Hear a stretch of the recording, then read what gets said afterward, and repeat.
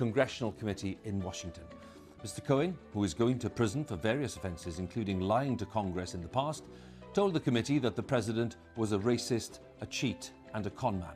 Mr. Cohen gave a detailed statement about his professional relationship with Mr. Trump and made a range of serious allegations about the president's conduct and values. He also asserted that Mr. Trump knew beforehand about a leak of hacked Democratic emails aimed at damaging the presidential campaign of Hillary Clinton. The president is currently attending a summit in Vietnam. We'll have more on that in just a moment for you. But first, let's hear some of Mr. Cohen's testimony so far. There is some strong language in parts of it. I am ashamed that I chose to take part in concealing Mr. Trump's illicit acts rather than listening to my own conscience.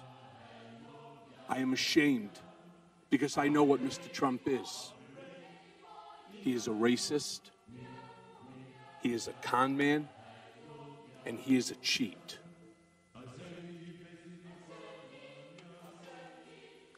He was a presidential candidate who knew that Roger Stone was talking with Julian Assange about a WikiLeaks drop on Democratic National Committee emails. I lied to Congress when Mr. Trump stopped negotiating the Moscow Tower project in Russia. I stated that we stopped negotiating in January of 2016. That was false. Our negotiations continued for months later during the campaign. Mr. Trump did not directly tell me to lie to Congress. That's not how he operates. So to be clear, Mr. Trump knew of and directed the Trump-Moscow negotiations throughout the campaign and lied about it. He lied about it because he never expected to win. He also lied about it because he stood to make hundreds of millions of dollars on the Moscow real estate project. Mr. Trump is an enigma. He is complicated, as am I. He is both good and bad, as do we all. But the bad far outweighs the good. And since taking office, he has become the worst version of himself.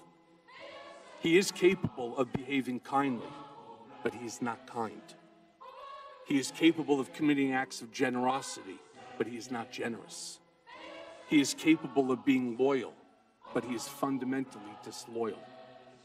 A lot of people have asked me about whether Mr. Trump knew about the release of the hacked documents, the Democratic National Committee email, ahead of time. And the answer is yes. As I earlier stated, Mr. Trump knew from Roger Stone in advance about the WikiLeaks drop of emails. In July of 2016, days before the Democratic convention, I was in Mr. Trump's office when his secretary announced that Roger Stone was on the phone. Mr. Trump put Mr. Stone on the speakerphone. Mr. Stone told Mr. Trump that he had just gotten off the phone with Julian Assange, and that Mr. Assange told Mr. Stone that within a couple of days, there would be a massive dump of emails that would damage Hillary Clinton's campaign. Mr. Trump responded by stating to the effect, "Wouldn't that be great?" Mr. Trump is a racist.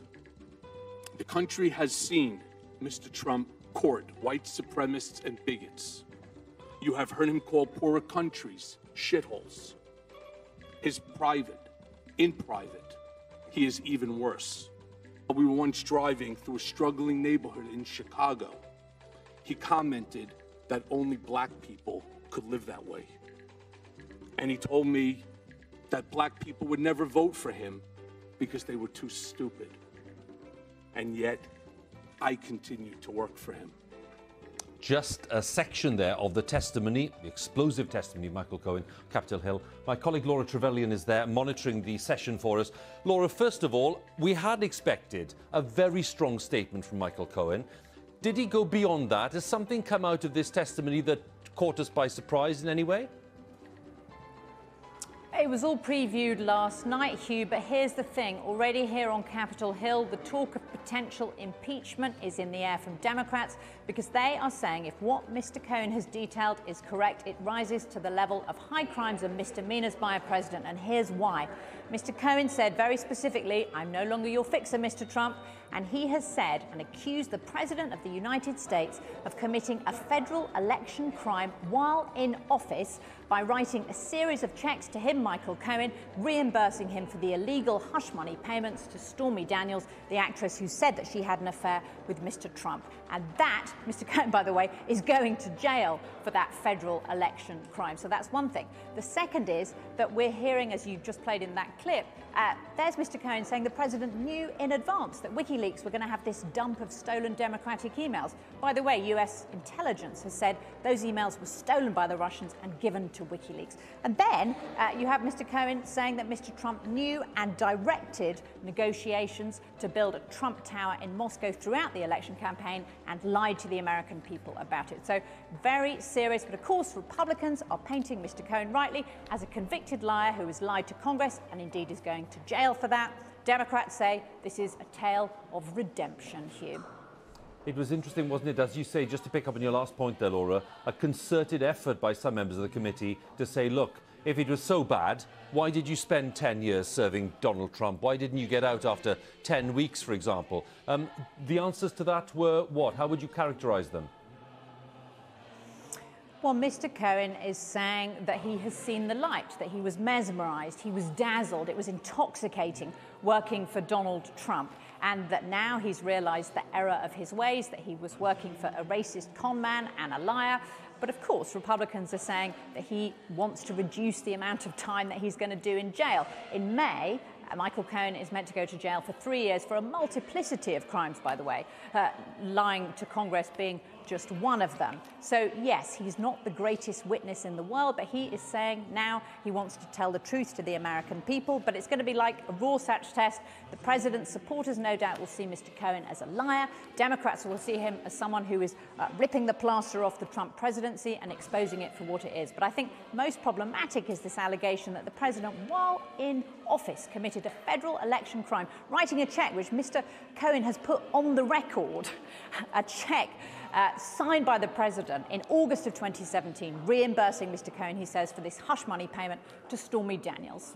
All of this happening, Laura, of course, while the president is not in the country. He's in Vietnam at the summit with the leader of North Korea, Kim Jong-un.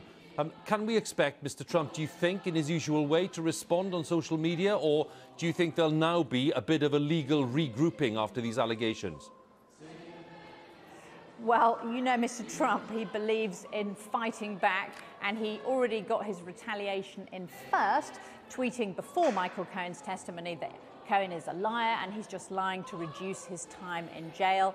But I spoke early this morning with one of the president's top allies here on Capitol Hill, Mark Meadows, who's speaking in that session. And Mark Meadows told me basically Cohen is a liar, a liar, a liar. Why would we believe anything he says? This is just political theatre. It's not going to mean anything to the American people. But of course, we'll see what the test is. And is this a tipping point for Democrats? If they believe Cohen, do they think this is now rising to the level of something impeachable? We've already had one leading Democrat on this oversight committee say that before she went in, that if what Cohen is saying is true, this rises to the level of a high crime, a misdemeanor. So it feels like a pivotal moment here on Capitol Hill during the Trump presidency when, as you say, Hugh, the president is thousands of miles away, which must be driving him mad.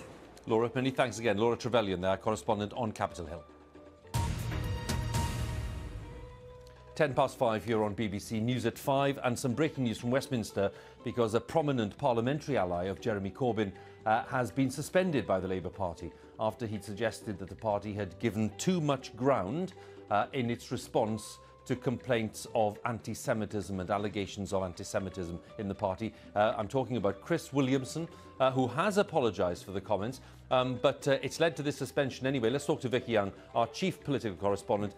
Vicky, what can you tell us?